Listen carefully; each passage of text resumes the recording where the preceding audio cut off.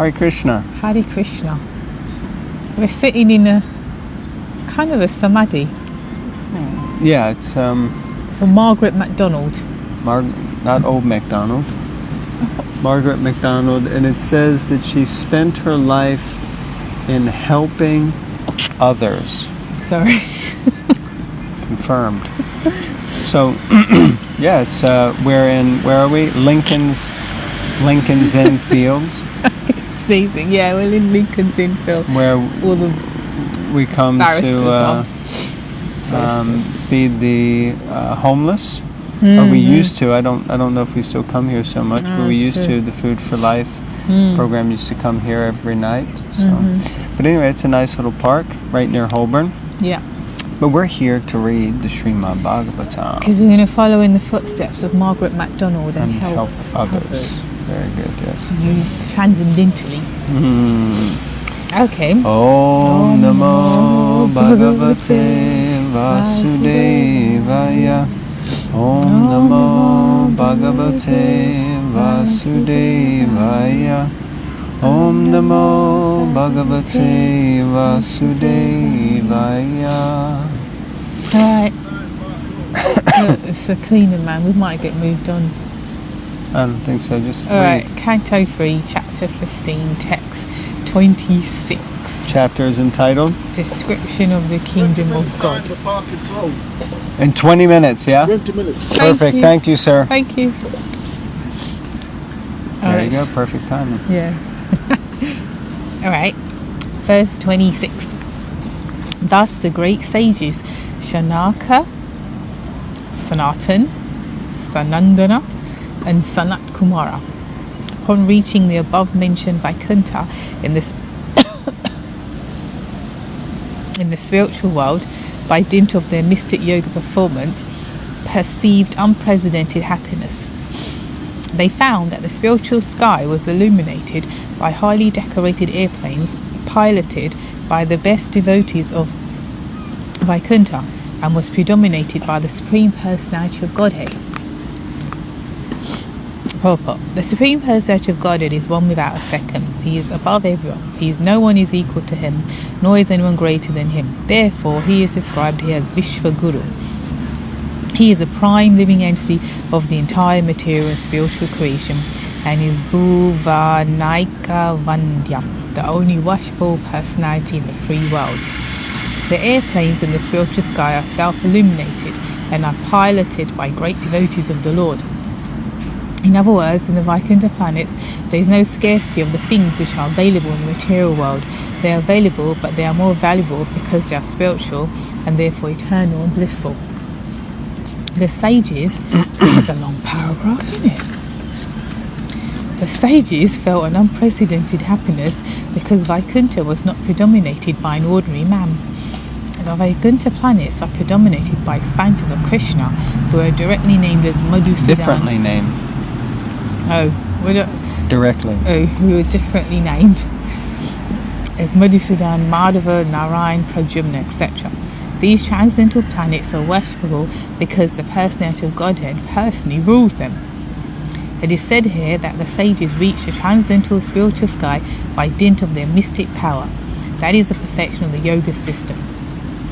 Breathing exercises and disciplines to keep health in proper order are not the ultimate goals of yoga perfection. The yoga system, as generally understood, is the Stanga Yoga or Siddhi, eightfold perfection in yoga. By dint of perfection in yoga, one can become lighter than the lightest and heavier than the heaviest. I can become heavier than the heaviest. I don't do yoga. You do yoga. You do bhakti yoga. Okay. Heavier than the heaviest. You definitely are heavy. I don't mean to lift. Okay. Heavy means deep. Somewhere it says heavy Deep. means guru, heavy with Deep. knowledge. Confirmed by the dog. Mm-hmm. One can go wherever he likes. So heavier than heavier than the heavy. One can go wherever he likes and can achieve opulences as he likes. There are 8 such perfections. Right, do you want to? Okay. The rishis, the 4 Kumaras, reached Vaikuntha by becoming lighter than the lightest and thus passing over the space of the material world. Modern mechanical space vehicles are unsuccessful because they cannot go to the highest region of the material creation, and they certainly cannot enter the spiritual sky. But by perfection of the yoga system, one not only can travel through material space, but can surpass material space and enter the spiritual sky.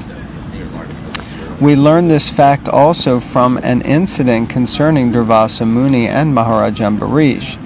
It is understood that in 1 year Durvasa Muni traveled everywhere and went into the spiritual sky to meet the Supreme Personality of Godhead, Narayan. It's very powerful. I'd always thought about that. And yeah, so it's saying that by the performance of yoga and the perfection of it, you can also go to the spiritual world. Okay? Interesting. Yeah, of course. But Durvasa Muni was able to go there. That's like far out, What you said, dog? Hare Krishna, Hare Krishna. Dog looks like a performing seal.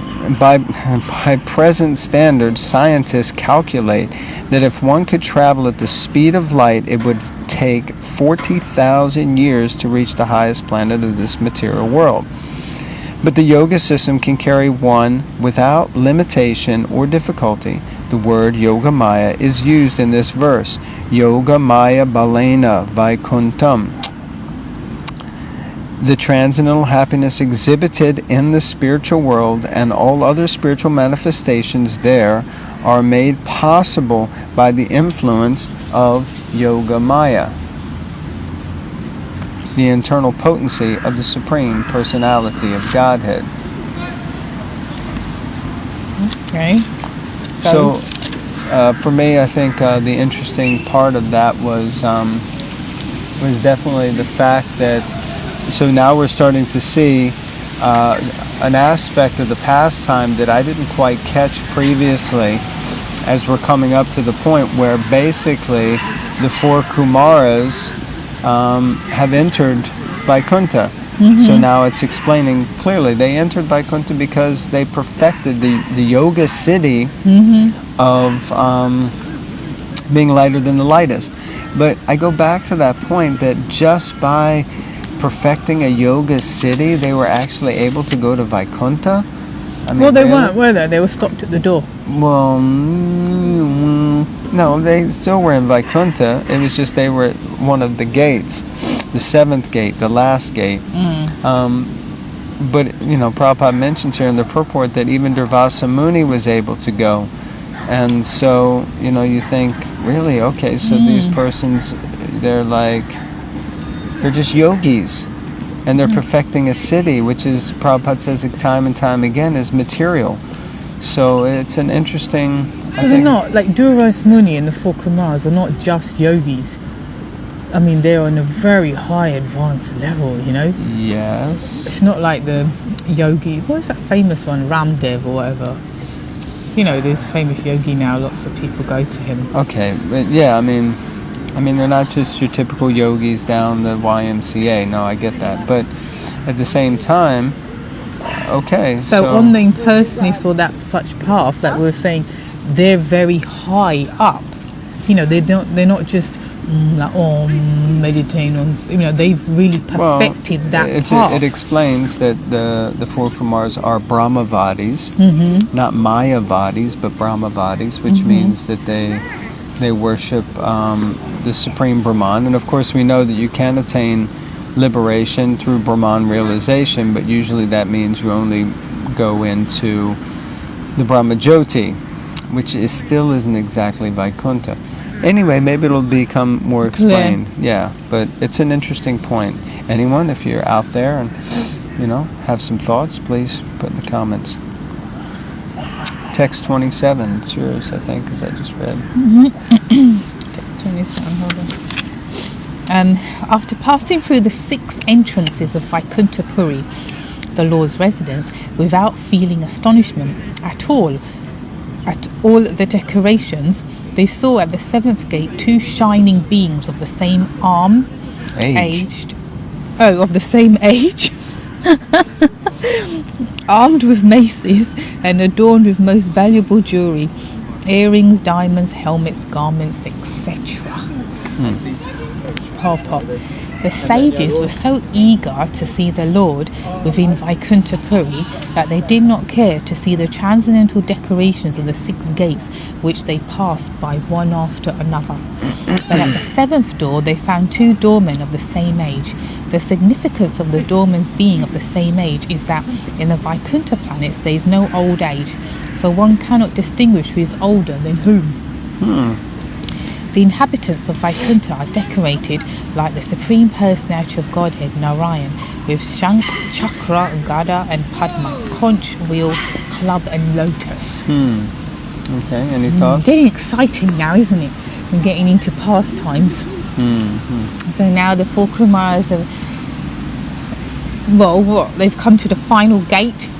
Yeah, they've passed through 6 gates. They're not attracted by anything.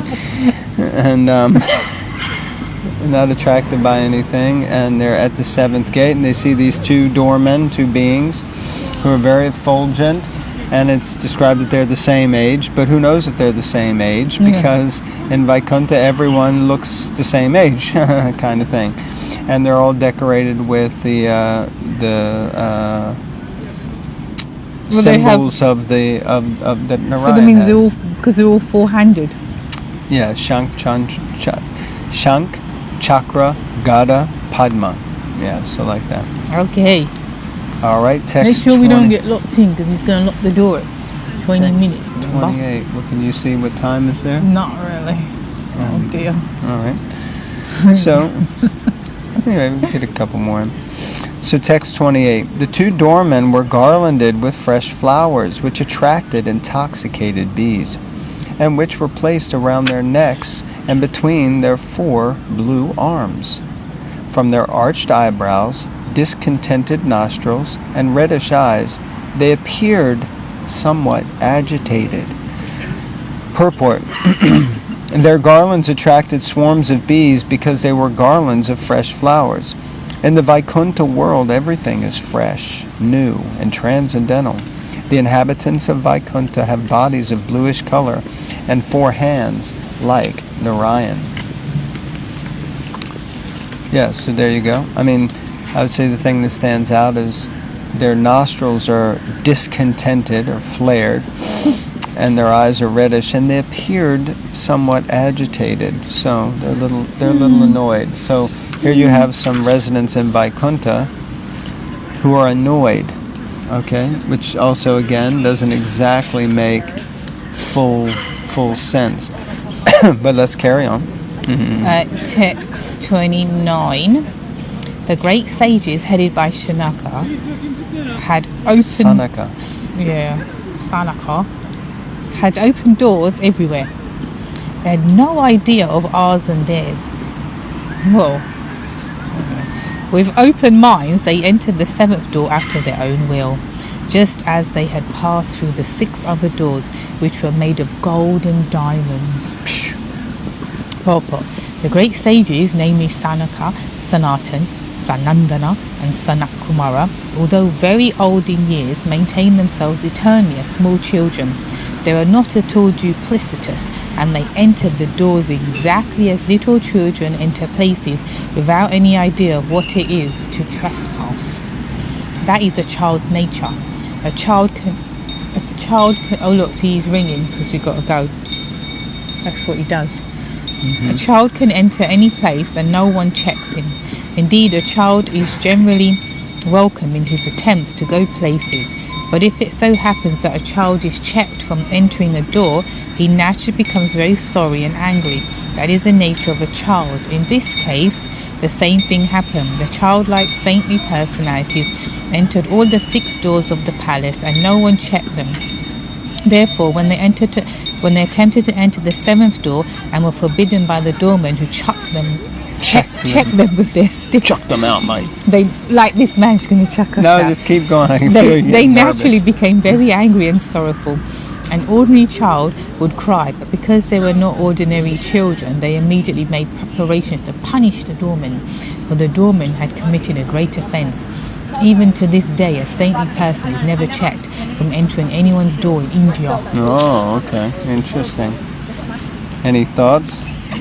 Well, you can't have it both ways. You can't be like, you can't have the body of a child and be open the door, open the door, and then when you get told, because you know, in response to little kids go away, then you got to act like little kid. But they didn't. They acted like sages and cursed them. It's not very nice, is it? But he's coming now, the bell, because his man's going to check us out. So we're going to go. So we got See to go. you later. Srimad Bhagavatam Ki Jai. It's Jai and Vijaya pastime all over again, isn't it? But we're not going to curse anyone because we're getting kicked out. Just going to say that, right? We're going to go. Hare Krishna. Hare Krishna.